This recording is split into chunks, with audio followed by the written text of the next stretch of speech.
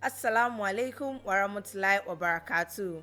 Wa alaikum assalam wa rahmatullahi wa barakatuh. Welcome back to episode 4 of season 2 of our Share Goodness Ramadan podcast. This podcast is brought to you by Johnvents Foods, the producer of Johnvents Pure Cocoa Powder, Johnvents 3-in-1 chocolate drink, and Oluji Pure Cocoa Powder. My name is Azizat, and here with me is my co-host. I'm Kauthar. Welcome everyone and a warm Ramadan Kareem to all our listeners. Throughout this month, we'll be exploring various aspects of Ramadan, sharing personal experiences and engaging in interesting conversations. We also share daily food timetables every day and resources that will help you stay nourished throughout Ramadan. Every Wednesday and Friday, we'll be hosting live sessions on Instagram and Facebook by 3 p.m. and we would also be picking 4 random winners at the end of each episode. So before we move on to today's topic, we want to say a big congratulations to our winners on Wednesday. Make sure to send us a DM in case you have not to claim your prize. From our tip jar corner, we'll be sharing 5 spiritual things you can do during Ramadan to earn rewards. Number 1, read the Quran daily. You'll be rewarded 10 rewards for every letter you read. Ramadan is the perfect opportunity for us to develop a routine. So why not make reading the Quran part of our daily lifestyle choices, and why not start in this month? If you read one part of the Quran each day, by the end of the month, you would have completed the entire Quran. Reading the Quran is more effective in Ramadan because as we fast, we strengthen our consciousness of Allah, which allows us to better internalize the teachings of the Quran and align our behavior to these teachings. Number 2, pray Sunnah Salat before and or after Salat. So during this month, there are so many extra blessings we can attain, and praying our voluntary prayers before and after our obligatory Salat is an easy way to gain these. If we give ourselves the time to pray these extra Salat for the month, then during the rest of the month, it would become like second nature to us. Yes. Make these a habit and you would soon feel incomplete in your Salat without your voluntary prayers and feel so much more spiritual when you complete them. Not to mention, your blessings will be increasing and you would feel more accomplished. Number 3, increase your remembrance of Allah. This could be as simple as doing dhikr. Remember why you are in the car, going to work, or during your free time, or any time at all. And all free time could be the vehicle you use to develop your dhikr of Allah. A few common things you can say are Alhamdulillah, La awla wa la quwwata illa billah. You enter through a special door in paradise if you often use this as remembrance. Subhanallah 33 times, Alhamdulillah 33 times, and Allahu Akbar 33 times. This is commonly said after all Salah and before you go to sleep. Number 4, give extra charity. In addition to your zakat, you should find a way every day to give extra charity. Feed a hungry child or family, give away some of your clothes to needy people, or even help an elderly person cross the road. The possibilities for charity are limitless. Our beloved Prophet Muhammad sallallahu alaihi wasallam said that even a smile is charity. The little things would add up and would be a great source of your blessings. Further, the satisfaction you get from being kind and charitable to others would be a fulfilling experience. And lastly, do not engage in unnecessary talks. It has been reported that if someone approaches you and engages in non-constructive talk, then you say, I am fasting, and stop it in its track. This is a good way to cleanse your thoughts as well. Think positively and talk positively. That from our Tip Jar Corner. See you in the next episode. If there's anything you would like us to add to our Tip Jar Corner, please drop it in the comment section. So we asked some people to give out shout out to anyone that they would love to give it to, and we have a couple of people here that would love to give shout out to, courtesy from their friends and their loved ones. So Miriam Sulaiman Injoku Blessing is giving you a big shout out. Toka's Trendy Home Tawakalitu 12345 asked us to give you a big shout out. And then Oladipupo Temitayo is giving a shout out to Abdullahi Adeoye and Taiwo Abiodun Yusuf. And we also have Ahmad Mishura Agbabiaka giving a shout out to Aminu Wasiu Olajide, Busy Gold 24, and Abolaji Jubril. And then lastly, we have Olajumoke Kunle David giving a shout out to Adenekon Ahmed. From our last episode, we talked about some of the challenges that we faced during the holy month of Ramadan, and we also talked about giving during the holy month of Ramadan. We spoke about a lot of things, a couple of things actually, where we talked about like no matter how little it is, learn to give during the holy month of Ramadan because it multiplies your reward. And then we also talked about how to manage the challenges that we face during the holy month of Ramadan, and we pray and hope that Almighty Allah accepts this fast from us as an act of ibadah. So moving on to today's topic, our hot topic for today is staying productive during Ramadan. Staying productive during Ramadan. So but before we go on to the topic of the day, our question of the day is, what was your experience first time fasting, and how old were you when you started a full fast? Like, what was the first time experience that you had when you started fasting? So don't forget to drop your answer in the comment section, and we'll be picking 4 random winners which we'll be giving our products to.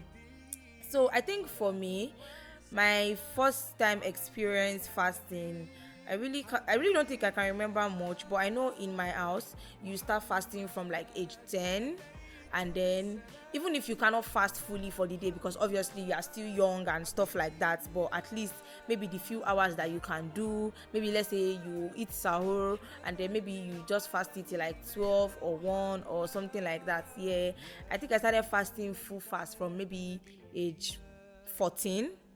Yeah, I think so. Maybe I think 14. What about like, you?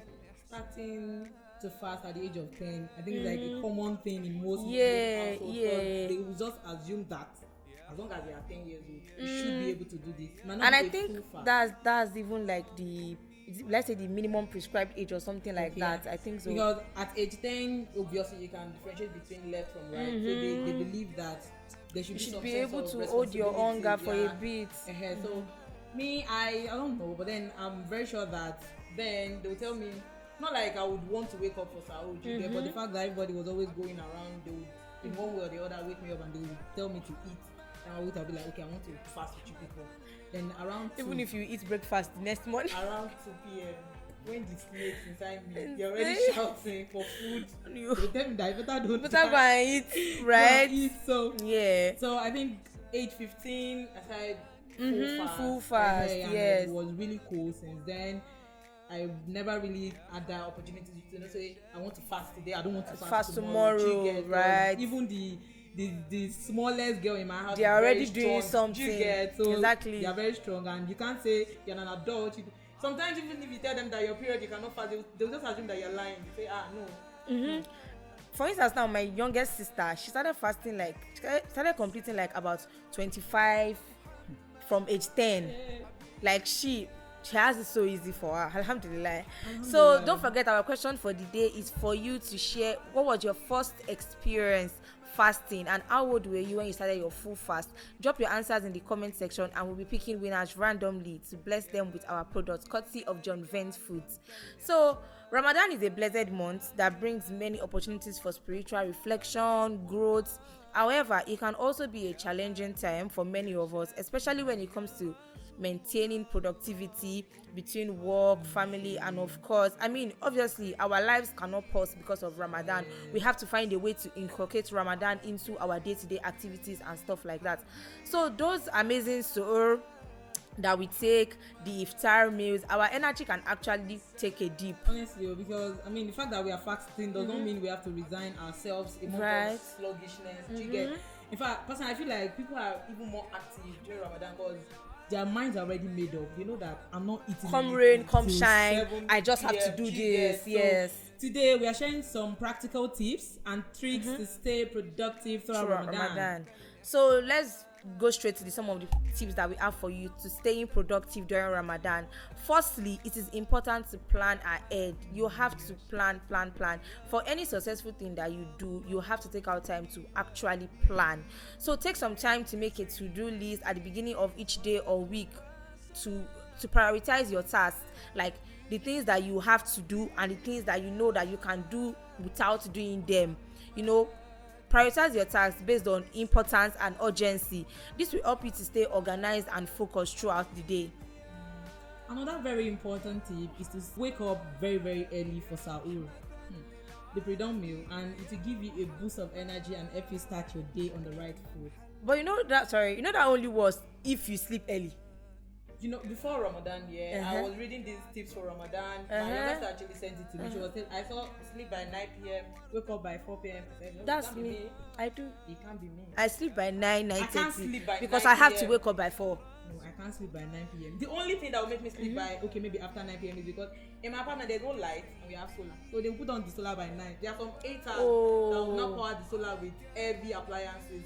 So if the solar has to go, if the solar is going to go off in the next 30 minutes, I'll make sure that I sleep before the solar goes off. Because if it does not, I sleep early, so like from 9, 9:30, so I'm already asleep. This tip, all these things, they are not for me. I can't sleep. I mean, it's good to know what works for you, but at the end of the day, we are human. Our body deserves rest, so it's actually better to sleep early so you can actually wake up early. But it comes at a lot of price. Like you get it's just for 30 days. I have to do.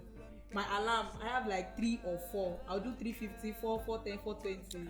Your own is good. I know somebody that that alarm stuff. The person has a whole page of alarm, like has a whole page of alarm. 3, 305, 4, 405, so 410. The 350 is to make me know that anything just to make you stay awake. Baby girl, is already time. You're preparing yourself. The 4 is to tell me that stand up.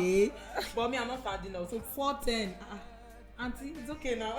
Stand up, she gets so. May Allah make it easy for us, because it's really not. It's really not. Use this time to complete important tasks, to study before the day gets busy. And then also listen to your body. Like I said, nobody knows your body as much as you do. You know when you are tired and you know when you feel up to it. So if you know you need a few extra minutes to ease into the day after sahur, please don't feel guilty about taking them. It's important to take breaks and give yourself time to rest and recharge. This could be as simple as taking a short walk or doing some stretching exercises between tasks. Like if you feel like you're sitting at a particular place for 2 hours and you're about to start feeling weak or something, you can take a short break. You can walk, maybe like just a 5-minute walk. Just do something to just like clear your head and just make you feel better. By taking care of your physical and mental health, you will be more productive in the long run. I think we should be going to the gym, because me, I pause gym for Ramadan. They do not say you should go to the gym. They say exercise. You can just just stretching. Basically, is exercise. So if I stretch now, that's exercise. Yes, now. How many pounds am I going to lose? I don't know, but you're exercising. Just stretch. Just stretch. Okay, now. So staying disciplined is also crucial during Ramadan. We must be disciplined in our eating habits, our time management, and our spiritual obligations. One way to stay disciplined is to set achievable goals for yourself. I want to finish 10 Quran this Ramadan, and you go to school, you go to work from 9 to 5 p.m. How is that even possible? Set goals that you can actually achieve for yourself. And reward yourself when you meet them. This will help you stay motivated and on track. And don't forget that the little things that we do, we even have reward for them. So don't overwhelm yourself with the things that you know that you cannot obviously do. Planning is key. Set aside specific time for tasks like cleaning or grocery shopping. This way you don't feel overwhelmed throughout the day. Even the small wins matter. If you manage to finish one important task today, like let's say for instance now you plan to finish one juice in a day and you do it, celebrate it. And if you can't finish it, if it is after you finish, celebrate it. What matters is your intention, and don't forget that for every intention there is a reward. Don't forget the power of saying no. It's okay to politely decline extra social commitments or tasks that can wait. Prioritize your well-being and focus on what truly matters during these holy months. This particular one is actually has some. No, I think for someone in an academic environment, there are some things that you can't say no to. Yeah. So it's very easy for me to say, okay, I'm at work. Oh, can you help us do this? Oh, no, please, I'm fasting. My partner maybe or my colleague may actually be considerate. Yeah. But when in school, you see lecturers telling you that they don't care. I'm fasting. So that's just it. The word does not stop. Exactly. The world does not stop, so you have to find a balance. That's just it. And also prioritize sleep. You need it. You need the rest. Aim for 7 to 8 hours each night. A well-rested body is a productive body. So Count our sleep. 8 hours. I sleep by 9 and I'm up by 4. Like once my alarm sounds by 4, I'm standing up because I have to pray 4 to 4:30, and then I have to start cooking between 4:30 from 4:30. It's because you like food now. And the other episode, you say you don't like food. Because tell me why you be spending 30 minutes inside kitchen. It's our own. You can just fix something. Fix Fast what? food you do now. I'll make poundo. Oh yeah, now. If you are feeling sluggish, take short breaks for prayer or light stretches. I don't know the kind of stretches because I'm very sure Yoga. stretching will not make you lose 3 pounds. You are not losing any weight now. It's not to lose, just to make you feel energized. You are not losing any weight. So emphasis on the light stretches, please. Time management and self-discipline are important skills that can help you achieve your goals and lead a productive life, but they can also be challenging to develop and maintain, especially in today's fast-paced world. Now let's discuss some tips that are important for improving your time management and self-discipline skills. Firstly, it's important to set clear goals for yourself. Like she said, set goals that you know that you can actually achieve. Think about what you want to achieve in your personal or professional life and break these goals down into smaller, more manageable tasks. For instance, now you want to finish the Quran twice. Obviously, you cannot read the Quran at once. You have to break it down juz by juz, chapter by chapter, to make it more achievable. This will help you to stay focused and motivated as you work towards your larger goals. Another important tip is to prioritize your tasks. Identify which tasks are urgent and important, and focus on these first. This will help you avoid getting overwhelmed and ensure that you're using your time effectively. It is also important to eliminate distractions as much as possible. Turn off your phone or email notifications when you need to focus on a task, and try to create a quiet and distraction-free workspace if needed. So for this, I would not advise someone that is waiting on an email from a school, the PhD application or masters, to turn off his or her email notifications. But once you see that, okay, you're getting distracted from Ramadan activities, then you can try any of this. No, I feel like that one. For instance, maybe like you are reading the Quran, maybe you just dedicated like an hour to read the Quran in a day. It's not bad if you put off your not too much, your email or phone notifications for that 1 hour. That's just it. So staying disciplined is also crucial for effective time management. It's not enough for you to set goals. You have to actually discipline yourself. You have to set your mind to it. You have to be conscious of achieving that task. This means that you have to stay committed to your goals and stay focused on your task, even when you don't feel motivated. Like obviously there are days that are super slow, but you have to push yourself to do it. And one way to stay disciplined is to develop a routine or schedule for yourself and stick to it as much as possible. When you do things over time, you get used to it, that even when you don't do it, it tells on your body that, oh, I'm supposed to be doing something by this time that I'm not actually doing. So create a schedule for yourself. Finally, make sure to take breaks and give yourself time to rest and recharge. And not work local. This could be as simple as taking a short walk or doing some stretching exercises between tasks.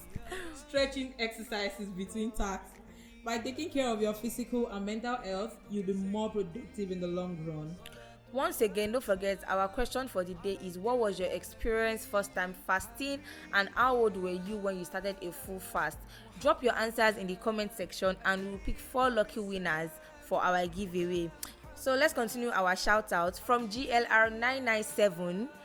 She's giving a shout out to Sharon, and Chinemerem is giving a shout out to Olarewaju Dosumo.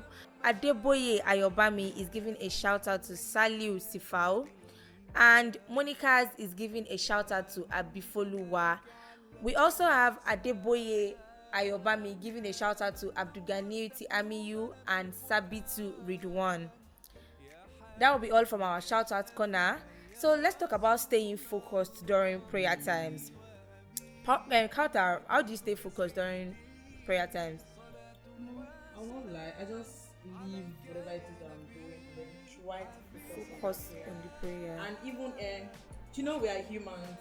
Crazy thoughts go through our minds, and at every slightest opportunity that they get, that's just the you can just be having a random day and then something just pops up that and even if I'm having a bad day and I'm praying, not like it's going to affect me, but I will not lie, that thing is going to be on my mind.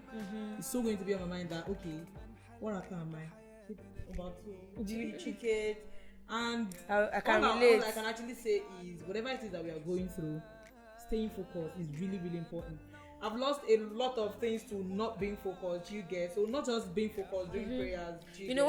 When we go to the prayer mat, let's go with such an open and clean mind. Yeah. Like we're talking to the Lord of the world, we are talking to the, the creator of the universe. So let's just go there with an open mind. So I feel like for me, short prayer breaks can actually boost your focus in the long run. I don't know, I can't say, right? But then I'll say that many workplaces that offer accommodation for religious practices, I think that's still a plus for anybody that is actually working in kind of places like that.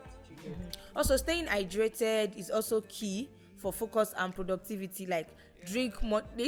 I know somebody that used to say that there's nothing that drinking water cannot solve.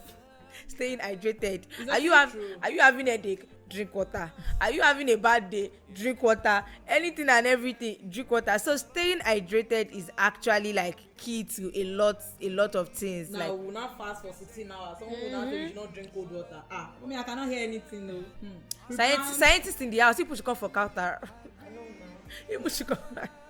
Pre-plan your sahur meals with water-rich foods like fruits and vegetables.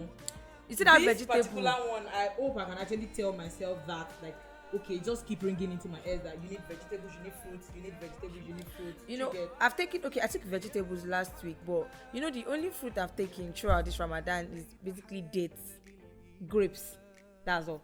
Mine, I took watermelon once. I've not been able to try anything like watermelon, apple. It's just basically dates and grapes. Once I use dates to break, then I take grapes because I always like have grapes. So that's just it. I've not taken anything. Like, I should actually take more fruits. So fruits and vegetables will help you stay hydrated throughout the day. Yes. It is actually scientifically proven. So yes. And let's not forget the power of technology. There are many apps that can help you to stay on track. Like, we have so many apps out there now that this is what they are built for, just to make our spiritual life easy for us. Yeah, I think for me, I know Muslim Pro. Yeah, we have Quranly, Fatafit, we have Adhkar. There's an Adhkar app for people that be like, okay, I want to do my morning Adhkar, but I don't know what to say. There's actually an app. Wow. Yes, for that. What's the name on App Store? Adhkar. Yes, Adhkaar. Okay. There's another Zabia. I think that one is for just supplications. Okay. There's Fatafit. That one is for, okay, they'll tell you that if you are going through anything in this life, you can check for any supplication that you make. Okay, for that current position that you are. God willing. Okay. So there are apps for prayer times, Quran recitation, and even Eldis Sahur and Iftar recipes. You are in Nigeria. Don't go and download app for the Saudi Arabians. It's not going to work for you. And then Johnvents also has daily food timetables for you to also help ease your task and everything. So, what productivity apps have been helpful for you during this holy month of Ramadan? Share them in the comments below. I mean, let's all learn from it. For instance, now this Adhkar that Kautar mentioned, I'm definitely going to download it. I mean, it has morning Adhkar, evening Adhkar, after prayers, all of them. I want to enter my throne. What do I say? I want to do. That's very nice. So we've talked about a lot, but remember, Ramadan is also a time for reflection and self-care. Absolutely. Don't overload your schedule. Make time for activities that are important. Prioritize your activities by importance and urgency, and do things that bring you peace and recharge your spirit. Maybe by reading the Quran, very spending important, time with loved ones, or simply taking a quiet walk after iftar. Quiet walk. And for me now, after iftar, like, I usually take a walk to the mosque. So during that period, I'm mostly thinking about what I did during the day, what I can do better tomorrow. So it actually works. I think it's just like a basically 5 minutes walk from my house to the mosque. So during that, like, alone time, and I don't go with my phone. So I just me. You guess. There's no mosque in my area. What do I do? So how do you pray tarawih? You pray tarawih by yourself. Yes. That's fine to me. Almighty Allah accept it. So remember, productivity isn't just about checking things off your list. It's also about feeling fulfilled and making the most of this special time. Last but not the least, be kind to yourself. If you have an unproductive day, don't beat yourself up. Just pick yourself up and start fresh the next day. It might not be easy, but just try it. And remember, there's always room for a new day.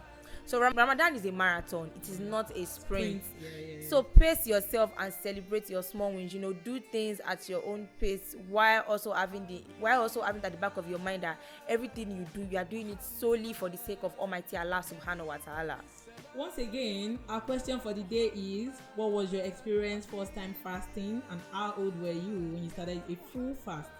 Drop your answers in the comment section, and 4 lucky winners will be picked randomly for our giveaway. Remember, every Wednesday and Friday, we'll be hosting live sessions on Instagram and Facebook by 3 p.m. And during these live sessions, we'll be picking 4 lucky winners from the comment section to win our amazing products, courtesy of Johnvents Foods. And when you answer our questions of the day, drop your answer in the comments and tag a friend who would love to join the Share Goodness Ramadan podcast. Please help to invite more people to join this podcast. We have a lot for you in stock, and we have enough to go around. So until next time, we wish you a blessed and peaceful Ramadan. Remember to share goodness during Ramadan and always. May Almighty Allah subhanahu wa ta'ala accept our prayers and fast as an act of ibadah. Amen. Assalamu alaikum wa rahmatullahi wa barakatuh. Wa alaikum salam wa rahmatullahi wa barakatuh.